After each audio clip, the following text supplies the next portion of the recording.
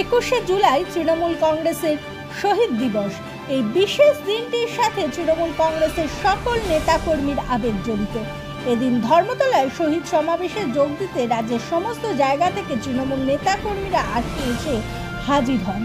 হাওড়া স্টেশনের চিত্রটা আপনাদের দেখাবো, যেখানে হাজার হাজার মানুষ ট্রেনে করে আসছেন ধর্মতলায় নেত্রীর সভায় যোগ দিতে, তার কথা শুনতে। শ্রীরামপুর শহর তৃণমূল কংগ্রেসের উদ্যোগেও এদিন 4-5 হাজার তৃণমূল কংগ্রেস কর্মী নেতা ধর্মতলার সভায় যোগ দিতে যান।